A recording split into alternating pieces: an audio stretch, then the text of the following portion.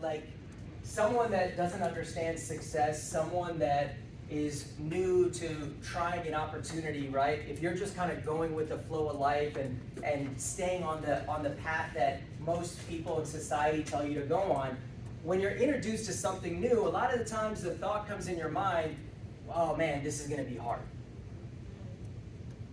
And when I have conversations with people and I tell them that I'm going to try something, right? Whatever it is, a workout, anything outside of Primerica and people say, hey, that's going to be challenging, that's going to be difficult. I always tell them that's not something I'm scared of, right? I beat the odds in Primerica. I beat the odds in many areas of my life. And when someone says something's challenging, it means that a lot of people won't work out for, but a few people it does. In many scenarios that I approach, I always think to myself that I'm going to be part of the percentage that does succeed in that area of the life, of the challenge, of whatever it is that I'm going to pursue, right? But really in the end, what people don't realize is that you can say that something is hard, but you have to look at what the other side is. What's the option that you're going for? And guess what? That's probably going to be hard too. So I want to fly through some of these points here, right? Because you choose your hard. See, it is, when I hire people and they say, okay, so what do you want me to do? And when do you want me to do? And when should I come in? And I'm like, dude, you create the work. There's no schedule here. You know what? It's hard to work in a situation where you create your own schedule. It sounds fun, but if you don't create a schedule for yourself, then you are not going to make any money and it's not going to work out for you. But you choose your hard, right? Do you want to be on a rigid schedule? That's really tough, man. Like you have to be somewhere every morning at 9 a.m., right? And you can't leave until 5. I know nowadays people have a lot more flexibility. I think this was like a window in history, like a period in history. I don't think in 5 years it's going to be anything like this.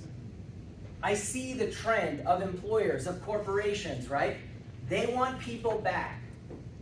They want people back. And if unemployment gets a little shaky, there's going to be someone who's willing to come into office if you're not. And employers know that. So they're positioning themselves right now. So with this, it's like, yeah, I know it's difficult to kind of have to figure out your work every day. Because if I don't call you for 2 days, right, and you don't make any calls and you don't set appointments and you don't invite anyone and you don't do anything, well, yeah, I mean, you had a lot of free time, but you're also not being productive. Or, you can go work at a job where you have to be somewhere. And that's tough. I could never go back to a life like that. See, here, people don't want accountability. If I call you and I'm like, hey, did you set appointments? Hey man, we got the meeting tomorrow. Tia, do you have anyone coming tomorrow? Did you do this? Hey, have you studied yet? And people start saying, why am I dealing with this, right? They don't want accountability, but you can have a boss. You choose your hard. If you don't want accountability from your leadership here, then what's it like to have a boss? Now, I've pretty much never had one because I started this business when I was in college, but I've had some odd jobs. I've worked at companies, and then I had a lot of interactions with the people on my team, them dealing with their superiors. Right? Right, Xander? Is that fun when your boss talks to you the way he's talking to you, how they write you up, how they threaten you, the stupid stuff that they say? So, hey, if you don't want to have a boss, you can have some accountability. Both are going to be hard. I'm not trying to act like it's that much better. What I'm saying is, in life, you choose, right? I know it's not easy. It's hard to work on commission. I'm not dumb. It's a lot easier to just put in 40 hours and know you're going to get money, right? But I think salary's hard too. Because guess what? We saw. Housing is more expensive and you wanted that new home. But you are contracted at $100,000 a year. Your company's not just going to start paying you $130 because the median home price went up that much, so they need to pay, right? Does that make sense? Yeah. So commission is hard, but guess what? If I get good at commission, then I'm in control. On a salary, I'm letting them be on control. Both are hard, but you choose, okay? It's hard to pursue greatness, right? You look at Xander. He may have friends that are going out every night. He can't do that. He can't travel whenever he wants to. Number one, he has a child. Number two, he's building a business. They're listening to music. He's reading books. He's listening to audios. It's not easy to chase greatness, especially when everyone else, it just seems that they're having so much fun in their life, especially on social media. But you know what? Being average is tough too, because you got to live with the fact that you're not reaching your potential. That is tough. Psychologically, that is tough, man. Yeah, you got to sacrifice to achieve greatness, but that makes you feel better. Nothing about being average makes people feel better. You can accept it, you can rationalize, you can justify, right? But in general, it doesn't make you feel better. So you choose which heart you want. How about competing? Hey, she's the top producer. They're winning Hawaii. You're doing this. You can get a plaque. And people don't want to compete. Or you can be in a situation where there's no growth. I was studying to be a pharmacist. If I become a pharmacist, you tell me, what's the growth in my career? I'm not saying I'm not going to get well paid. I'm not saying I'm not going to get raises. I'm not saying that one day they won't put me into some type of management position. But as a retail pharmacist, is the growth I've had at the corporation over 30 years, is that proportionate to what I would have if I was on my own and I controlled my own destiny? That's why people get frustrated, right? In a corporate job. Is there anxiety in running a business? There is. There is. I'm around employees sometimes and I look at them, I'm like, damn, like, you're really free right now because you're out of work. Like, you don't have a care in the world. I'm over here thinking, where are my numbers? What's this? What's that? Who needs something? I'm taking calls. Dude, there is a level of anxiety in running a business. There's always something in the back of your mind. Even if I'm traveling, even if I have passive income, my business is on my mind, right? But man, is there anxiety of having a job? Is there people you don't want to see? Is there conversations you don't want to have? Is there layoffs coming? Are there cuts coming? Are there downsizing coming? Is the economy shifting, right? There's so many things. That promotion you were supposed to get, there's anxiety there too, so you choose. Leveling up is hard. What is leveling up? It's like, all right, so I lived in this kind of apartment, now I want a higher floor. I wear these kinds of clothes. My dream is to have those kinds of clothes. I wear these kinds of shoes. I drive that kind of car. It's like, what's a little bit better car? It's like, it is hard because all that stuff, in terms of monetary stuff, it costs more money. And then you have to try to earn money. And then you're not, what you dreamt of making, you're making. Now you're not satisfied. You're already, it's a tough thing, right? But also, not leveling up is tough too because you have to constantly be just accepting what you have and that you justify, I don't really care about that stuff, whatever. You're not really experiencing life at a higher level, right? I know people hate on material things, but there is something that it does. If you really desire something and then you get it, I'm telling you, it does make a difference. It does, right? People hate on nice cars. What nice cars have you driven? Right?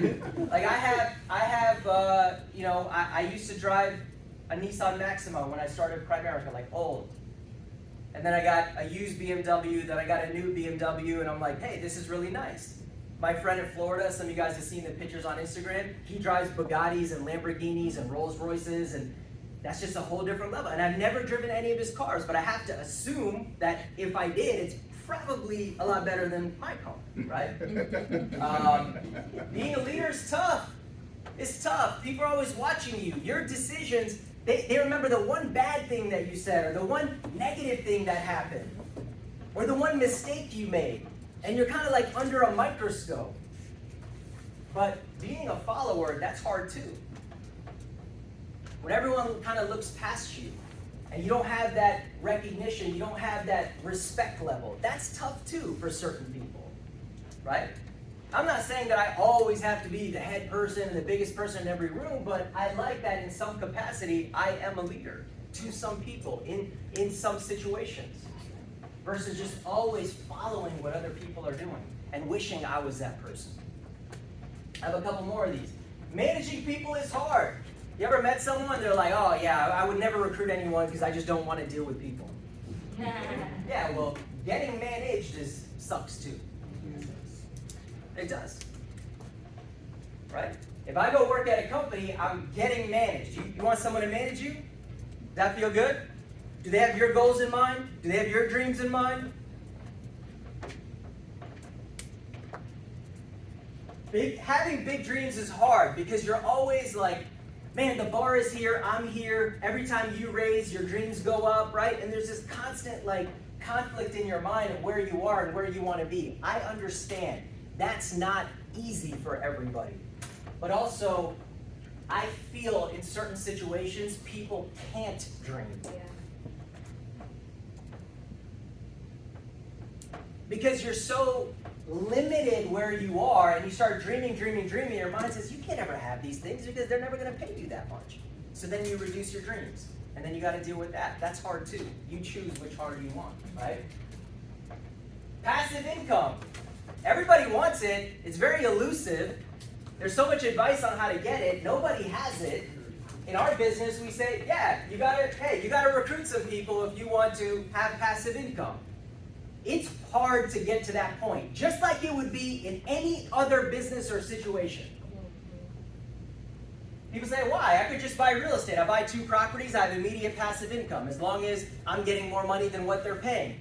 Right, but where did you get the $800,000 to buy the 2 properties? Do you know how much work it took for you to get the $800,000?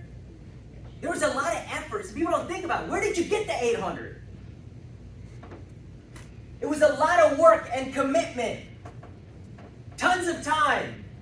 Then you can turn it into now buying 2 properties and getting passive income. Does that make sense? So active income is hard too. Because you only make money when you work. If you want to make money, you got to work all the time. Sheck says this in his meeting over there, right?